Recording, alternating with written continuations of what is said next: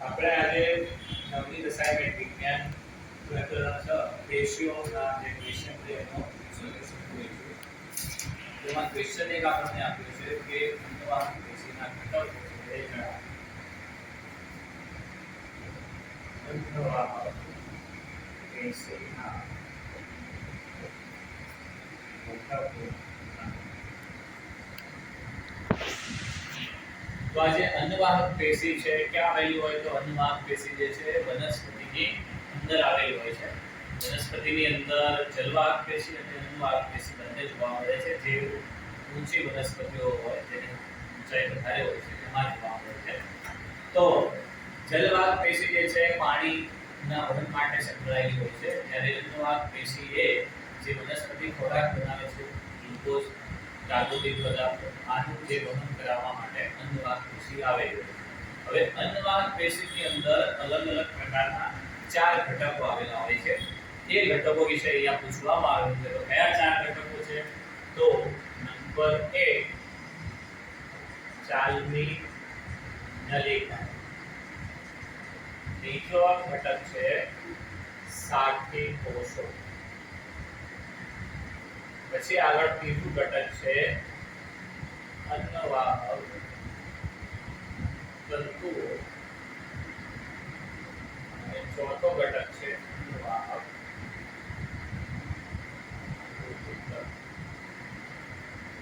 આ 4 ઘટકોમાંથી ફક્ત અન્નવાહક તંતુઓ જ જે છે એના કોષો મૃત હોય છે, બાકી બધા જ ઘટકો સજીવ હોય છે. બરાબર છે. નંબર 2 આપવામાં આવેલું છે કે વર્ધનશીલ પેશીના લક્ષણો જણાવો.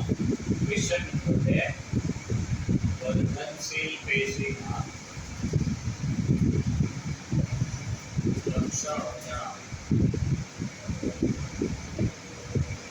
તો વર્ધનશીલ પેશી શું છે? તો વનસ્પતિમાં જોઈએ તો વર્ધનશીલ પેશી એટલે કે વનસ્પતિ જ્યારે કોઈ નુકસાન થાય છે, વનસ્પતિનો કોઈ ભાગ તૂટી જાય છે તો થોડા સમય પછી એની આપણે એ જે ભાગ છે એ ઉગી નીકળે છે. બરાબર. તો એ જે પેશી છે એને વર્ધનશીલ પેશી કહેવામાં આવે છે. અને વનસ્પતિમાં આ પેશી અલગ અલગ ભાગમાં આવેલી હોય છે. એના પ્રત્યેના પ્રકાર આપવામાં આવેલા છે કે વનસ્પતિની ટોચના ભાગે હોય તો અગ્રસ્ત વર્ધનશીલ પેશી કહેવાય, મધ્યમાં હોય તો આંતરવિષ કહેવાય, અને પછી જો વનસ્પતિની જાડાઈમાં વધારો કરતી હોય તો એને પાર્શ્વીય વર્ધનશીલ પેશી કહેવાય. તો એ જે પેશી છે વર્ધનશીલ પેશી એના કોષો કેવા હોય તેની વાત કરવામાં આવી છે. તો પહેલા તો વર્ધનશીલ પેશીના કોષો ખૂબ જ વધારે સક્રિય હોય છે. એટલે તરત જ ફરીથી નવા કોષોનું નિર્માણ કરે છે અને ફરીથી ઉગવા લાગે છે. એટલે પહેલું કે વનસ્પતિના કોષો ખૂબ જ વધારે સક્રિય હોય છે. પછી બીજું છે કે વનસ્પતિના કોષો સેલ્યુલોઝની કોષ દિવાલ ધરાવે છે અને જેમાં ઘટ્ટ કોષ રસ ધરાવે છે. એટલે વધારે ઘટ્ટ કોષ રસ એની અંદર જોવા મળે છે અને એની અંદર સુસ્પષ્ટ કોષ કેન્દ્ર હોય છે, એટલે કે સારી રીતે કોષ કેન્દ્ર જોઈ શકાય છે. અને છેલ્લું કે તે રસધાની ધરાવતી નથી, એટલે આ કોષોમાં રસધાનીનો અભાવ હોય છે. તો લખી લઈએ એના જે લક્ષણો છે એ. તો પહેલું લક્ષણ કે આ પેશીના કોષો ખૂબ જ સક્રિય હોય છે. બીજું કે આ પેશીના કોષો પાતળી સેલ્યુલોઝની કોષ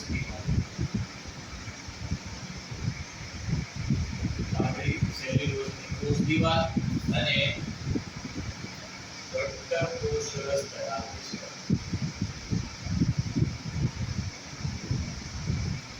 આ પેશી જે છે એ સુસ્પષ્ટ કોષ કેન્દ્ર ધરાવે છે.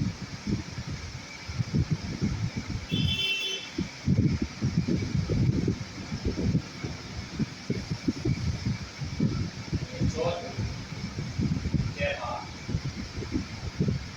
રસધાનીનો અભાવ કરે છે. રસધાની એમાં આવેલી નથી. બરાબર. આગળ ક્વેશ્ચન છે ક્વેશ્ચન નંબર 3 તફાવત આપવાનું છે અસ્થિ અને કાસ્થિ. ક્વેશ્ચન નંબર 3 તફાવત લખો. અસ્થિ અને કાસ્થિ. તો આપણે તફાવત લખીએ અસ્થિ. પહેલા તો અસ્થિ એટલે શું? તો અસ્થિ એટલે આપણા જે હાડકા છે, બરાબર, એ આ હાડકા જે મજબૂત છે, જેને આપણે વચ્ચેથી કોઈ જગ્યાએથી સાંધા વગર વાળી શકતા નથી, તો આ છે એને કહેવાય અસ્થિ. અને કાસ્તિ જે છે એ આપણા શરીરના જે નરમ હાડકા છે અને સ્થિતિસ્થાપક હાડકા છે એને કહેવામાં આવે છે કાસ્તિ. જેમ કે આપણી નાકનું આગળનું ટેપું છે, પછી કાન છે જેને આપણે વાળી શકીએ છીએ, આપણી જે શ્વાસ નળી છે એની જે રીંગો આવેલી છે કાસ્તિ, એ પણ કાસ્તિની બનેલી હોય છે, તો એને આપણે કાસ્તિને વાળી શકીએ, જ્યારે અસ્થિને આપણે વાળી શકતા નથી. તો લખી લઈએ પહેલો પોઈન્ટ કે અસ્થિ એટલે તે ગઠણ અને મજબૂત હોય છે. ગઠણ અને મજબૂત હોય છે.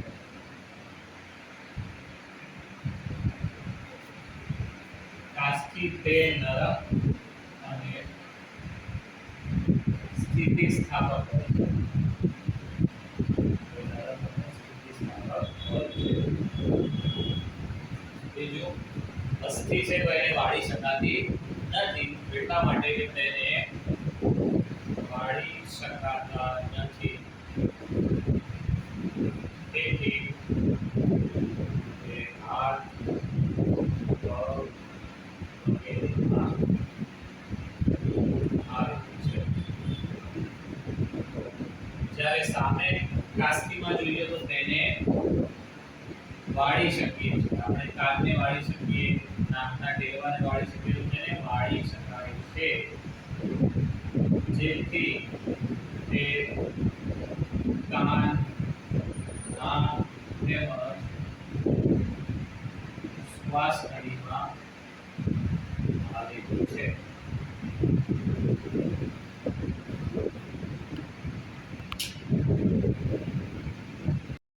ક્વેશ્ચન નંબર 4 આપણે આપવામાં આવ્યું છે કે સ્નાયુ પેશીના સામાન્ય લક્ષણો જણાવી સ્નાયુ પેશીના પ્રકાર લખો. સ્નાયુ પેશીના સામાન્ય લક્ષણો જણાવી સ્નાયુ પેશી સામાન્ય લક્ષણો જણાવી તેના પ્રકાર.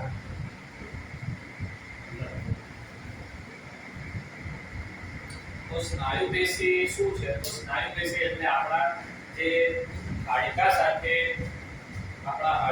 આ જે ચામડીને જોડાયેલું છે, જેને આપણે કહીએ કે એની ઇલાસ્ટિસિટી, જેના કારણે આપણે અંગોને વાળી શકીએ છીએ, હલનચલન કરાવી શકીએ છીએ, ચાલી શકીએ છીએ, વળી શકીએ છીએ. તો આ જે છે એ સ્નાયુના હલનચલન તરીકે થાય છે, તો એ સ્નાયુ પેશી. હવે સ્નાયુ પેશીના લક્ષણો કેવા છે? તો સ્નાયુ પેશીના કોષો લાંબા તાંતણા જેવા છે, તંતુ જેવા છે. અને બીજું કે હલનચલન માટે જવાબદાર છે, અને એમાં એક ખાસ પ્રકારનું પ્રોટીન આવેલું હોય છે, જે સંકોચનશીલ પ્રોટીન કહેવામાં આવે છે, જેને કારણે આપણે સ્નાયુ દ્વારા હલનચલન દર્શાવી શકીએ છીએ.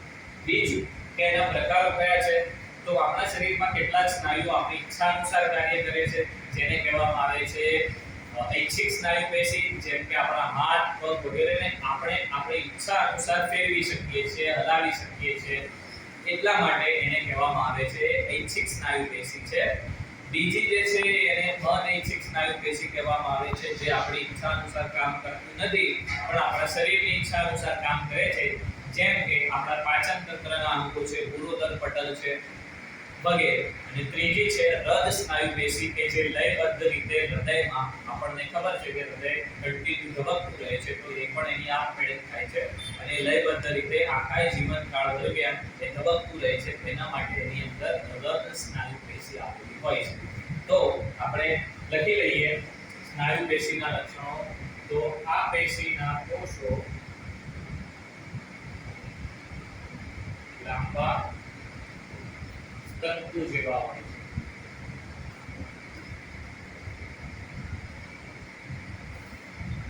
આ કોષો સંકોચનશીલ પ્રોટીન ધરાવે છે, જેને લીધે આપણા સ્નાયુ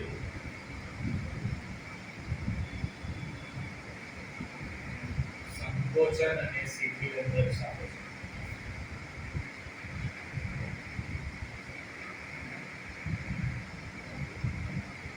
સંકોચન અને શિથિલન દર્શાવે છે. પ્રકાર જોઈએ તો એક છે ઐચ્છિક સ્નાયુ પેશી, જેને બીજા નામથી રેખિક સ્નાયુ પેશી પણ ઓળખાય. બીજી છે અનૈચ્છિક સ્નાયુ પેશી છે. અનૈચ્છિક સ્નાયુ પેશી જેને બીજા નામ અરેખિક સ્નાયુ પેશી તરીકે ઓળખવામાં આવે છે. અને ત્રીજી છે રદ સ્નાયુ પેશી. રદ સ્નાયુ પેશી આ છે સ્નાયુ પેશીના પ્રકાર. તો ક્વેશ્ચન નંબર 5 આપણને આપવામાં આવેલો છે. પૂર્ણ લખવાની કઈ છે મેદપૂર્ણ પેશી. ક્વેશ્ચન નંબર 5 પૂર્ણ નોંધ લખો. મેદપૂર્ણ પેશી. તો મેદપૂર્ણ મેદ એટલે એનો અર્થ થાય છે ચરબી. તો આ જે મેદપૂર્ણ પેશી છે એટલે ચરબી છે એ આપણા શરીરમાં આપણે જોઈએ તો ક્યાં આવેલી હોય છે? તો એનું સ્થાન જે છે આપણા જે ઉપર ત્વચા છે આપણા શરીરની એ ત્વચાની નીચે આવેલી હોય છે, જેને કે મેદપૂર્ણ પેશી કહેવામાં આવે છે. આ પેશીની લાક્ષણિકતા શું? તો આ પેશીના કોષો જે છે એ મેદ એટલે કે ચરબીના મોળકથી ભરેલા હોય છે, બરાબર. અને એ ક્યારે ઉષ્મીય વહનનું કાર્ય કરે છે, તો એમાંથી ઉષ્મા વહન એ એના કોષો કરાવી શકે છે. તો આ છે મેદપૂર્ણ પેશી. તો લખી લઈએ મેદપૂર્ણ પેશી ક્યાં આવેલી હોય? તો એનું જે સ્થાન છે તે ત્વચાની નીચે અને કોષોની વચ્ચે આવેલી હોય છે.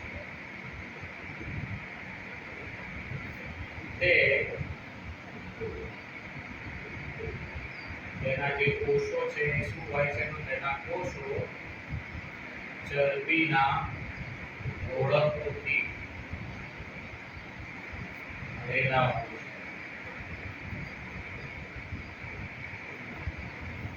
અને કાર્ય શું કરે છે? તો ઉષ્મીય વહન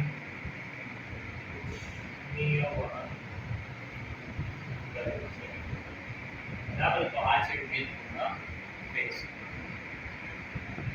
ક્વેશ્ચન નંબર 6 છે.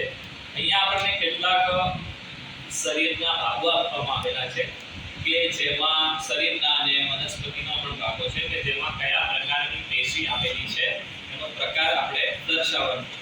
તો એમાં પેશીના પ્રકારની ઓળખો ક્વેશ્ચન આપવામાં આવેલો છે. પેશીના પ્રકારની ઓળખો. પેશીના પ્રકારની ઓળખો. જેમાં પહેલી આપણને પૂછવામાં આવી છે કે ત્વચામાં જે આવેલી છે એ પેશી કઈ છે? તો ત્વચા એટલે કે સૌથી ઉપર અધિચ્છદીય પેશી હોય અને જોવા જઈએ તો સ્પેસિફિક કઈ? તો સ્ત્રોત અધિચ્છદ પેશી. સ્ત્રોત અધિચ્છદ પેશી. અધિચ્છદ એટલે સૌથી બહાર ઉપરની તરફ આવેલી અને અલગ અલગ લેયરોમાં હોય છે, સ્તરોમાં ગોઠવણી એટલે સ્ત્રોત અધિચ્છદ પેશી છે ત્વચાના. પછી છે અસ્થિ. કયા પ્રકારની પેશી છે? અસ્થિ. તો અસ્થિ આપણા શરીરના એક બંધારણ આપવાનું કાર્ય કરે છે, કંકાલ બનાવવાનું કાર્ય કરે છે અને તે આપણા સ્નાયુ સાથે જોડાણ દર્શાવે છે. એટલા માટે એને સંયોજક પેશી કહેવામાં આવે છે. સંયોજક. ત્રીજી આપણને પૂછી છે મૂત્રપિંડ નલિકાનું સ્તર. મૂત્રપિંડ નલિકાનું સ્તર. મૂત્રપિંડ નલિકાના સ્તરમાં એ પણ અધિચ્છદ પેશી આવેલી હોય છે અને એમાં પણ જો પ્રકાર જોવા જઈએ તો ઘનાકાર અધિચ્છદ પેશી આવેલી હોય છે. પછી ચોથું છે વાહીપુલ. તો વાહીપુલની અંદર વનસ્પતિમાં જોવા મળે વાહીપુલ. તો એ વનસ્પતિની અંદર કઈ પેશી આવેલી હોય છે વાહીપુલમાં? તો એ છે દ્રઢોત્સર્ગ પેશી. પેશી જ્યારે સરળ સ્થાયી પેશી કહેવાય.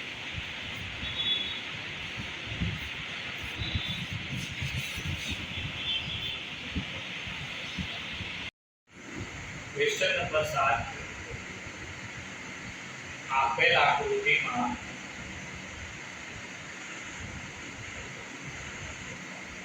ભાગોના નામ જણાવો.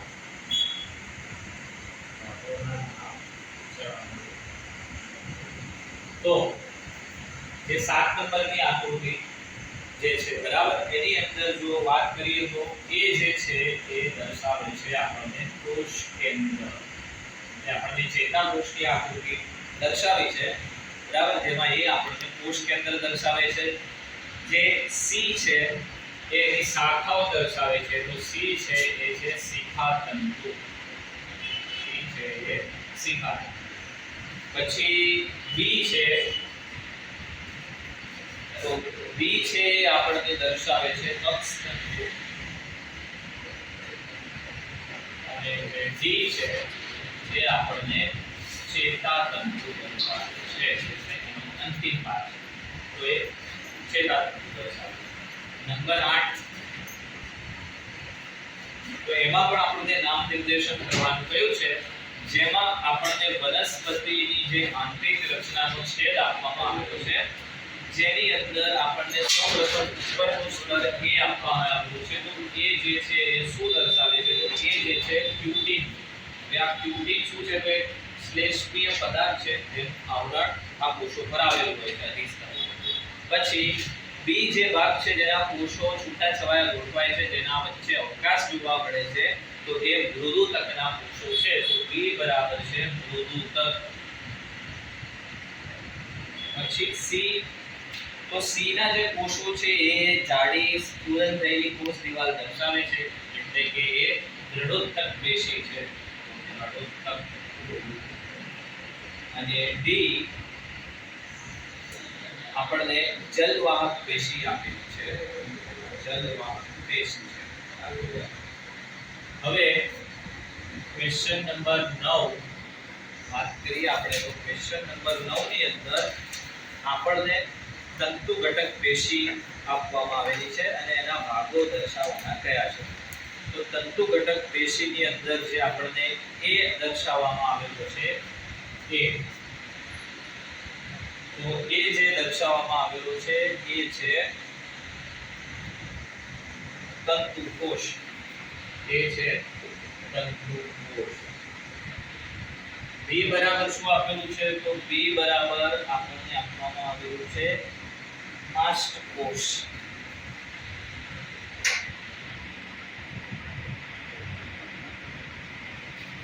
સી, સી આપણને આપવામાં આવેલું છે બૃહદ ભક્ષક કોષ. બૃહદ ભક્ષક કોષ. અને ડી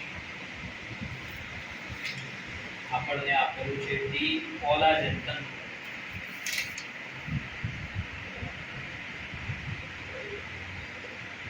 બરાબર છે. એ જ રીતે 10 નંબરમાં પણ આપણને ક્વેશ્ચન નંબર 10 માં આકૃતિ આપવામાં આવેલી છે. ક્વેશ્ચન નંબર 10 જેમાં આપણને અંડવાહક પેશીની આકૃતિ આપવામાં આવેલી છે. તો જેમાં એ બરાબર છે આપણને આપવામાં આવેલું છે ચાલની નલિકા. એ આપવામાં આવેલું છે ચાલની નલિકા. એ ચાલની નલિકા. બી બરાબર આપણને આકૃતિમાં ચાલની પટ્ટિકા આપેલી છે. ચાલની પટ્ટિકા. સી, તો સી આપણને આપવામાં આવેલું છે અન્નવાહક મૃદુતક. અન્નવાહક મૃદુતક. અને ડી આપણને આપવામાં આવેલું છે સાથી કોષ. તો આ આપણને આકૃતિ નંબર 10 ની અંદર આ જે ભાગો છે એ બતાવવામાં આવે છે. 11 એમાં પણ આપણને આકૃતિ આપવામાં આવેલી છે અને એના પરથી જે કૌંસમાં આપેલા છે આપણને ઓપ્શન, એના પરથી જવાબ લખવાના છે. 4 ઓપ્શન છે A B C D. A B C D. હવે એ ભાગ જોઈએ તો શું નિર્દેશિત કરે છે? તો એ ભાગ જે છે એ આપણને વાયુતંત્ર બતાવે છે. વાયુતંત્ર.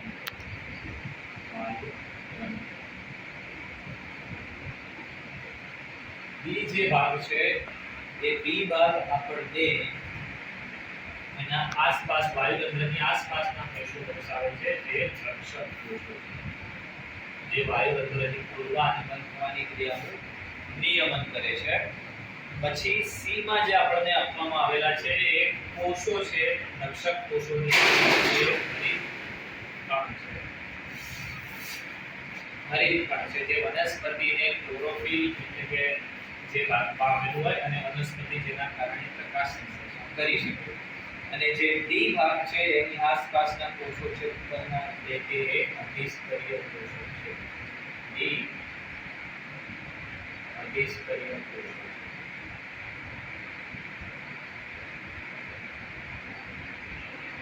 એ જ પ્રમાણે આપણને ક્વેશ્ચન નંબર 12 માં આકૃતિ આપવામાં આવેલી છે, જે આકૃતિ આપણને સ્થૂળપર્ણ પેશીની આકૃતિ આપવામાં આવેલી છે. એની અંદર એબીસીડી ભાગ આપવામાં આવેલા છે. એમાં એ બી સી અને ડી. તો એ ભાગ શું દર્શાવે છે એ પણ જોઈ લઈએ.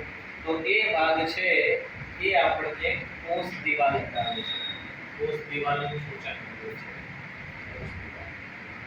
બી જે ભાગ છે એ આપણને વચ્ચેનો ભાગ ખાલી જે છે રસદાની સૂચવે છે. વ્હાઇટ જે સફેદ કલરનો ભાગ છે. પછી સી જે છે એ આપણને કોષ કેન્દ્ર સૂચવે છે. નાના નાના ટપકા સ્વરૂપે આપેલું છે સી માં, એ કોષ કેન્દ્ર સૂચવે છે. અને જે ડી વાળો ભાગ છે એ આપણને સ્થૂલન સૂચવે છે, એટલે કે કોષ દિવાલનું સ્થૂલન. કોષ દિવાલનું સ્થૂલન. તો આ પ્રમાણે આકૃતિ આપવામાં આવેલી છે.